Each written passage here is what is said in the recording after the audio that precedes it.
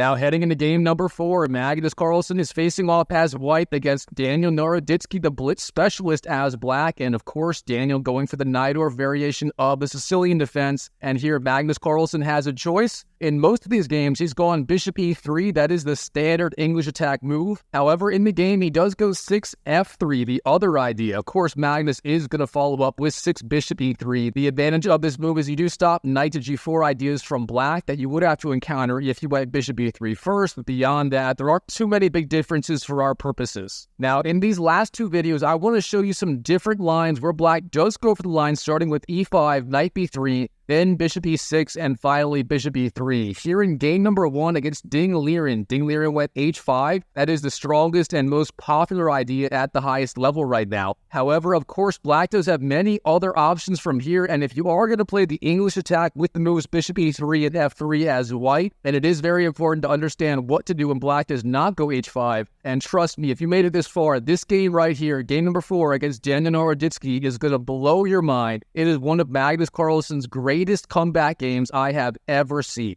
All right, from here, black went bishop e7, Magnus queen d2. Now, short castles and long castles from white. So far, so good. And now here in this position, Daniel NARODITSKY busted out an old but still very popular idea, that is a5, expanding on the queen side. Now this does look a little bit strange at first glance. I mean, typically in the Nidor, black is expanding on the queen side with the move b5. However, a5 is completely different. Now, what is black's idea with this move, and why is it so scary for white to face? Well, black's idea is simple. He wants to go a4, knocking off the knight off the b3 square, and potentially even a3. Now, if that pawn does get all the way to the a3 square, that is going to be a thorn in white's position, and no matter what white does, he's going to be in trouble. So with that in mind, in this position, the standard move according to theory and modern praxis is the idea of a4, clamping down on the queen side, stopping the a4 advance once and for all. Now, this is not the move Magnus Carlsen played in the game. In the game, Magnus went g4,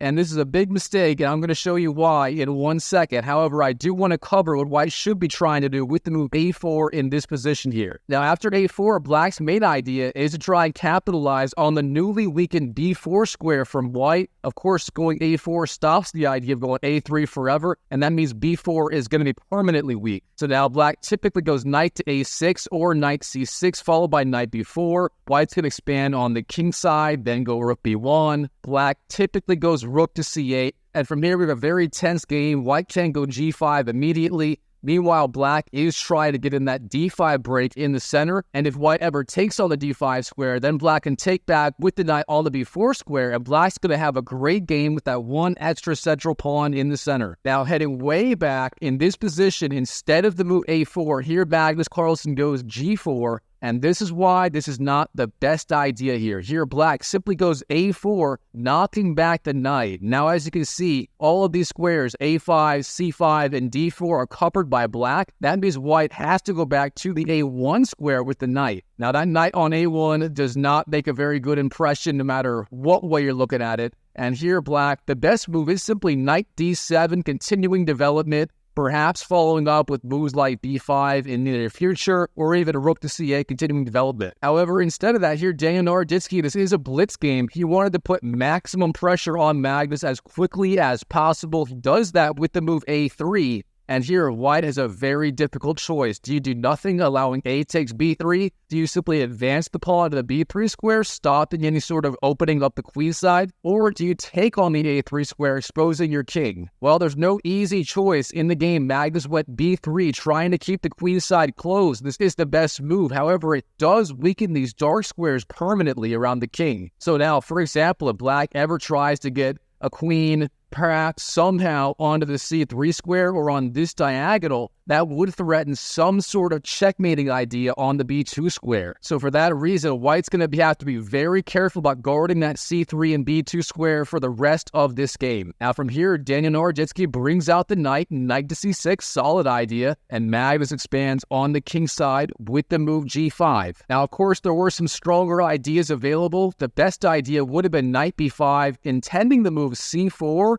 expanding on the queen side, and from there you have this weird sort of like blockade on the light squares with these pawns. And again, typically you're not going to expand on the side where you have your king in these opposite sides castling positions, but the English attack in the Najdorf is just one of those openings where both sides sort of can attack and expand on both sides of the board depending on the exact position. So it's a good little idea to keep in mind. Now in the game, g5 for Magnus. Here, knight to h5 is the best idea for Daniel. From there, the knight stops white's idea of h4, then h5, and it also controls that f4 square, stopping f4 ideas temporarily. So knight to h5, kind of weird putting the knight on the edge of the board, but in these sorts of positions with the e5 Najdorf English attack, it does work out pretty well. Now instead, knight d7 on the board from black, a weaker move getting the king away from the defense of the black king. And now Magnus jumps in with the knight to the d5 square, a very thematic idea in these structures, not the best idea in this exact position, and I'm going to show you why. But overall, in most positions, this idea, knight d5, very, very common. Now black takes on d5,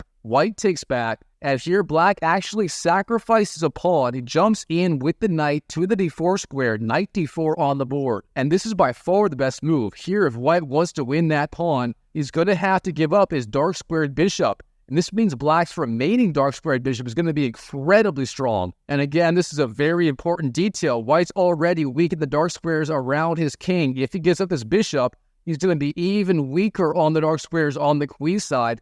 And that is what Magnus does, and it is the best move. Bishop takes d4 on the board, black takes back with the e-pawn, and now black has this hanging pawn on the d4 square. However, his pawn on g5 is also extremely weak. If he wants to win d4 and have a clean pawn, he's going to have to defend g5 first. Now, real fast, if white takes on d4, that is an absolutely terrible move, and I want to show you why. Here, queen takes d4 is obviously met by the move bishop takes g5. Now, from here, that bishop is attacking the king on c1. The king has to move. King b1 is the best move. But then the key move for black is bishop to f6. And here we see the bishop just dominating this long diagonal. Of course, the queen has to move. Now the bishop eyes the entire diagonal here. He both attacks the white king and defends the king side of black. And then after queen c7, further increasing the pressure on this square on c3, black is going to have a tremendous game, and white's in a lot of trouble. Now, of course, Magnus saw all of this in the game. He does not play queen takes d4. That would be a massive mistake. So instead, Magnus needs to defend that pawn on the g5 square first. And the best ways to do it are simply f4 or h4. Now in the game, Magnus goes f4, defending the pawn. Here, black needs to find a good way to counterattack and get some play going. It turns out the best way to do that is actually with the good old Ben Feingold counterattack. Yes, that's right, his favorite signature move, f6. Now, Ben Feingold may not be a big fan of this move in general, but here it works out quite well. Black's idea is once again targeting the pawn on the g5 square, and if white takes it, then black can recapture with the bishop or the knight and have a great game. So f6, probably the best idea and a good thematic idea in these structures. Black is actually often trying to open up the f-file in these English attack lines with the move e5 earlier in the game. However, instead of that, rook e8 on the board. And the idea behind this move is very simple. Black wants to go bishop f8 next. From there, the bishop is defending the king side very well. It may even be activated on the long diagonal with g6 and then bishop g7. And then also that rook on e8 will control the e-file very nicely. So overall, a very good regrouping idea from black. Now here, Magnus continues the attack. h4, his idea. Obviously, he wants to go h5, then g6, opening up the king side. And here, black continues his plan. Bishop f8, and Magnus does the same. h5 on the board. Now, phase one of both players' plan is complete. Black with that rook e8, bishop f8 regrouping, white with pushing the pawns all the way up to the g5 and h5 squares. Now, what is Daniel supposed to do here? Well, he finds a very creative and very strong idea. Knight to c5. The idea of this move is you are controlling the e4 square, and now either the knight or the rook can jump into that square. And if the rook gets here, it's going to defend the d4 pawn and attack f4. That's going to be a very strong idea. Now in the game, Magnus finally captures that pawn on the d4 square. This was necessary. Again, black was threatening rook to e4, but now black jumps in with the rook all the same, rook to e4 on the board. So again, very strong move, targeting the queen and putting pressure on f4. Now Magnus, he retreats the queen while maintaining the defense of that pawn on the f4 square. Solid move. And here Daniel goes rook to c8, activating the rook on the c file. Of course, the rook did its job on the a file, supported that pawn to the a3 square. And here that pawn on a3 is not in any danger at all, so therefore rook to c8, a very solid move. However, real fast, I do want to show you a mind-boggling idea that black has here in this position on move 22. Here, the top engine idea, believe it or not, is the move h6. Now, this looks completely insane. I mean, black typically in these structures does not want to do anything to help white blow open the king side. However, here it works out. If white is dumb enough to take that pawn on h6, this weakens the dark squares, and here black can jump in with the queen to the f6 square, literally threatening checkmate in one move. So the idea of h6 by black, it is a deflection move, trying to deflect the g-pawn away from the defense of the f6 square, allowing queen to f6 ideas. So that is a very cool idea to keep in mind in your own games. Now instead, rook c8 on the board. Now Magnus king d1, very solid developing move, getting the king out of those x-ray attacks with the rook. Very good idea. Of course, there were some other ideas Magnus could have played. Rook to h3 is one. The idea being you activate the rook along that third rank, potentially defending the c3 square further. And also bishop to h3 would have been quite interesting, activating this bishop on this diagonal here and controlling the c8 square. Now from here for black, once again, the best move is going to be that h6 resource for the same idea. If white takes on h6, black jumps in with the queen to f6, threatening checkmate in one move. But instead, Daniel misses it. He plays the queen to the b6 square, queen to b6 on the board instead. Now here, Magnus does find that rook to h3 idea we talked about earlier, the idea being the rook is now activated along the third rank. It defends all these squares, but especially that weak dark square c3. Now here in this position, Daniel Naroditsky finds the h6 idea we talked about earlier. However, here it's played one move too late. Of course, the key idea behind this move is after g takes h6, black was going to have that queen to f6 idea. But now black has to waste yet another tempo going back with the queen and only then queen g6. So overall, kind of a misplay by black. And now instead of immediately taking on h6, what Pierre Magnus finds an even stronger idea. That is simply c4, expanding on the queen side. So we saw a little bit earlier, white had this resource early in the game with the idea of knight to b5, then following up c4. So it's cool to see Magnus finally get this cool idea in the gate. Now, of course, this is a double-edged move. White does control more space, and those pawns on a2, b3, c4, and d5 make a very strong impression. However, there is all this loft on the queen side now, and if black can regroup his pieces, perhaps get some pieces on these diagonals, white's king is going to feel very vulnerable here. Now in the game, black takes on g5 with the pawn, white takes back, and then Daniel Naroditsky decides it is time to put pressure on that pawn on the g5 square and try to stop white's advance. Now in the game, he does that with the move rook to g4. The idea is you want to stop the g6 advance from white. However, this turns out to not be a very good idea. The better version of this strategy would have been rook to e5. Now from here, Daniel would be putting pressure on that g5 square, and he also threatens knight to e4. From e4, that knight would be hitting the queen, so overall, this would be a very strong regrouping idea from black. Now, instead of this, rook g4 on the board. This move obviously is designed to stop the g6 advance from white. From there, white is trying to open up the game. If black would respond f6, that h6 would be the right counter for white, and the entire king side is getting blown open, obviously. However, it turns out this move actually does not stop g6 at all. Here, the best move, believe it or not, is the brilliant idea g6. You are sacrificing that pawn, and here's why it works out. Here, black takes the pawn twice, first with the f-pawn, then with the rook. Here, the key move for white is queen to c2, and obviously this move targets the rook on the g6 square, but beyond that, you have the discovered attack on the h7 square, meaning if the rook moves, then queen to h7 is coming from white, and here black's position is already extremely critical. Now, instead of this, in the game, Magnus Carlsen decides it is time to bring that knight on the a1 square into the game, and obviously the only legal move for the knight is going to be knight c2. That is what Magnus played in the game. Very solid idea. Now black, knight to e4, good move, putting pressure on the queen, and especially good in blitz where you're trying to win the initiative at all costs. Now here, Magnus obviously has to move the queen. The question is, where do you move it? Well, all of these squares look playable at first glance, both e3, e2, and e1. In the game, Magnus goes queen to e2, but it turns out this is actually a blunder.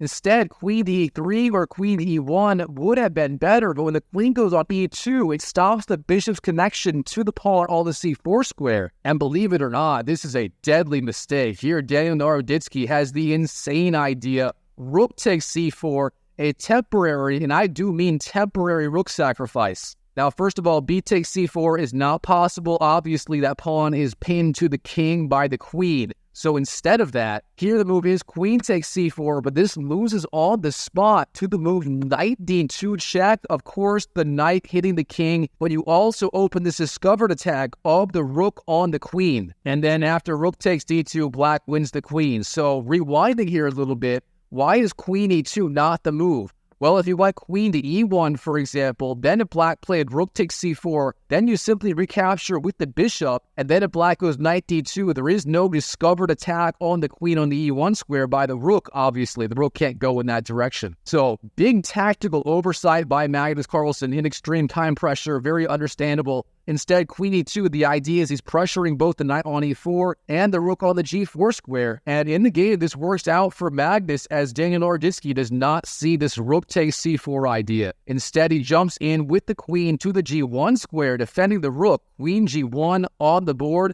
again defending g4. And now Magnus finally goes g6. Again, the idea trying to blow open the king side. If black is to go s6, try to block it. Magnus has that h6 resource, so that obviously is not going to work. Now here, Daniel finds a very cool idea, rook to e8, once again setting up various discovered ideas against the queen. So for example, knight to c3 check is a double attack on both the king and the queen with the knight and the rook. That would be deadly. For that reason here, Magnus has to respond immediately. Now from here, Magnus does go queen to f3. Not a terrible move, but obviously you are missing the idea of simply taking on f7 immediately, then going to f3 with the queen with check. Now it would have been a lot stronger. Simply g takes f7 immediately. Instead, queen to f3 on the board. And the reason this is a mistake is here black can simply win the pawn, and that is what he does. F takes g6, and then rook takes g6 on the board. And here, if we compare this position to the other one, where Magnus could have taken on f7 immediately, in this position after king takes, Magnus is still going to have that pawn on h5. That could be a battering ram, try to further blow up on the king side. However, going back to the main position in the game,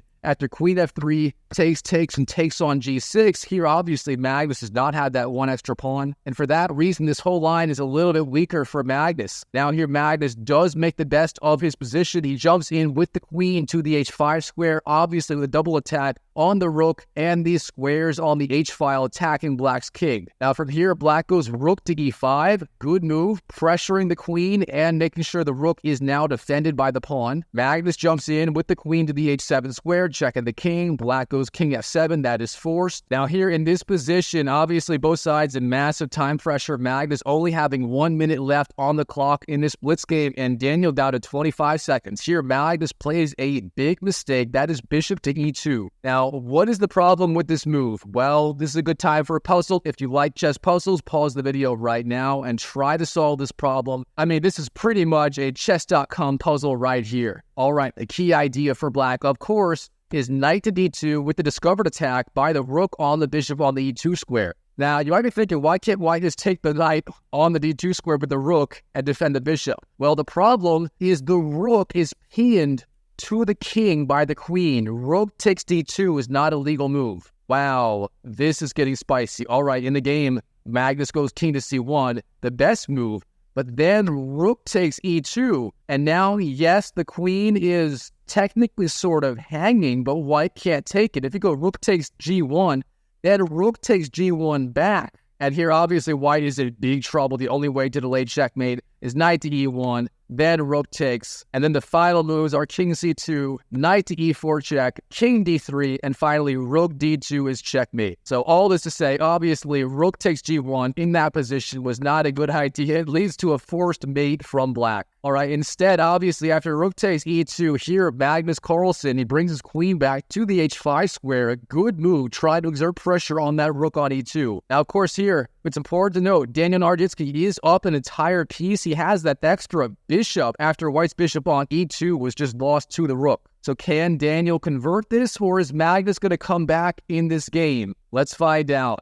All right, from here, Queen G2 from black, increasing the pressure on this second rank against Magnus. Now Magnus, he gives the king a check. Good idea, forcing king G8. And then he swings back with the queen to the d3 square, trying to increase the defense of his king with that queen firepower. Now here, the best move for black, of course, is going to be knight to e4. From there, you're just further opening up the lines of attack for all your pieces, the rook and the queen especially. However, instead of that, here, Daniel plays an unthinkable move. I really don't know what he was thinking when he played this move beyond just being in time pressure. Here, he actually gives up the knight on the b3 square for a pawn, and there's no follow-up. It's just knight takes b3, queen takes, and that's it. He literally gave up his minor piece advantage, and now he's up one pawn in this position. He's still better, but black's lead is just nowhere near what it was before. All right, now black, rook to f6, good move, setting up rook to f1 ideas next. Now Magnus, rook c3, further increasing defense of that knight on the c2 square, and rook f to f2 from Daniel. Of course, there are various threats now. Potentially, rook takes c2 in the future. Now here, Magnus, if he just sits around and waits, he's going to get blown off the board. So he plays a very thematic English attack idea. That is expanding on the queen side where he is castled. He goes c5. Now this move here, absolutely brilliant, trying to create a pass pawn on the queen side. That may be the only thing he can do to distract Daniel from his attack. Now, does it work? Let's find out. Bishop e7 from Daniel. His idea, obviously, bishop f6, good idea. Now, c6 from Magnus. All right, Daniel, bishop g5, check, hitting the king. King b1, and here Daniel plays bishop f6. This move looks logical, but this is a massive blunder. Real fast, instead of bishop f6, the key idea for black was actually rook to f1, trying to remove that knight on the d1 square. And then if Magnus plays the best move, the winning idea, which is rook d3, then the winning idea for Daniel, believe it or not, is the unbelievable bishop to d2, blocking the communication of the rooks. Now, if you want to figure out what happens from here, I'll let you play through this variation on your own outside of this video. I got to go back to the game. This video is long enough as is. Here in the game, bishop f6 from black. And again, this is a massive blunder. Here, Magnus just goes c7, and now there is literally nothing black can do to stop the idea of c8, turning the pawn into a queen, and that is exactly what happens. Bishop takes, then c8, queen. The king moves, and then queen c takes c3. Not queen b takes c3, queen c takes c3. That detail is very important, chess YouTube. Now black, rook f1, try to get something going, but here Magnus, those two queens are simply too powerful. He swats virtually everything away, takes the rook, then takes the queen. Magnus has two queens versus 0. Daniel fights on in time pressure, but it is not enough. And in this position, when Magnus has two queens and the knight, Daniel responds on the spot to Magnus.